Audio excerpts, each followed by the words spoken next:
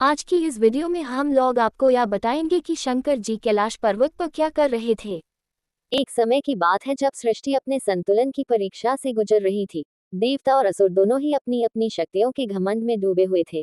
तब कैलाश पर्वत पर विराजमान शंकर जी गहरे ध्यान में लीन थे।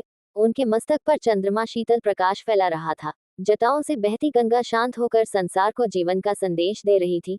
तभी देवताओं में हलचल मच गई, क्योंकि समुद्र मंथन से निकला कालकूट विष समस्त लोगों को भस्म करने को तैयार था। देवता भयभीत होकर ब्रह्मा और विष्णु के पास पहुंचे, लेकिन समाधान केवल एक ही था, शंकर जी, जो सृष्टि के कल्याण के लिए स्वयं कष्ट सहने का साहस रखते थे। सभी देवता कैलाश पहुंचे। नंदी ने मार दिया, पार्वती माता भी वहां उपस्थित थी। जब शंकर जी ने नेत्र खोले तो उनकी दृष्टि में करुणा और गंभीरता एक साथ झलक रही थी। देवताओं ने हाथ जोड़कर प्रार्थना की और सारा वृतांत सुनाया। शंकर जी बिना कुछ कहे उठे, समुद्र मंथन स्थल पर पहुंचे और उस भयानक विष को अपने कर कमलों में उठा लिया। पार्वती माता घबरा गई, लेकिन शंकर जी ने उन्हें आश्वस्त किया। उन्होंने वह विष अपने कंठ में धारण कर लिया, जिससे उनका कंठ नीलवर्ण हो गया और वे नीलकंठ कहलाए। विष का प्रभाव संसार पर न पड़े, इसलिए उन्होंने उसे कंठ में ही रोक लिया। उस क्षण शंकर जी की तपस्या, त्याग और करुणा का अद्भुत दृश्य था। देवताओं ने जयकार की, आकाश से पुष्प वर्षा हुई। लेकिन शंकर जी का मन अभी भी शांत नहीं हुआ था, क्योंकि उन्हें पता था कि केवल विष पी लेने से अहंकार समाप्त नहीं होता।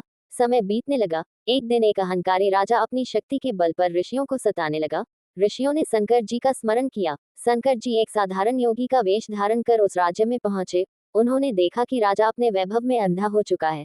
योगी रूप में शंकर जी ने राजा को धर्म और विनम्रता का उपदेश दिया, लेकिन राजा ने उनका उपहास किया। तभी शंकर जी ने मुस्कुराकर अपनी लीला दिखाई। पृथ्वी हल्की सी कपकपाई, राजा का घमंड चूर चूर हो गया। वह चरणों में गिर पड़ा और क्षमा मांगी। शंकर जी ने उसे उठाया और समझाया कि शक्ति का सही अर्थ सेवा और करुणा है। राजा का हृदय परिवर्तित हो गया, प्रजा सुखी हो गई। शंकर जी पुनः कैलाश लौट आए। वहां पार्वती माता के साथ बैठकर उन्होंने सृष्टि के रहस्यों पर चर्चा की। गणेश और कार्तिकेय उनके समीप खेल रहे थे। शंकर जी के मुख पर सौम्य मुस्कान थी। उनका संदेश स्पष्ट था कि जो त्याग, प्रेम और सत्य के मार्ग पर चलता है वही सच्चा शिव भक्त है। जो अपने भीतर के विष को नियंत्रित कर ले वही नीलकंठ है। और इसी भावना के साथ शंकर जी पुनः ध्यान में लीन हो गए। कैलाश पर शांति छा गई और तीनों लोकों में ये संदेश फैल गया कि शंकर जी केवल संहारक नहीं, बल्कि करुणा और कल्याण के साक्षात स्वरूप हैं। आप लोग को यह वीडियो अच्छा लगा तो लाइक एवं सब्सक्राइब करें और जो शंकर जी को दिल से चाहता हो बहुत शेयर करें। Thank you. मिलते हैं दूसरे वीडियो में।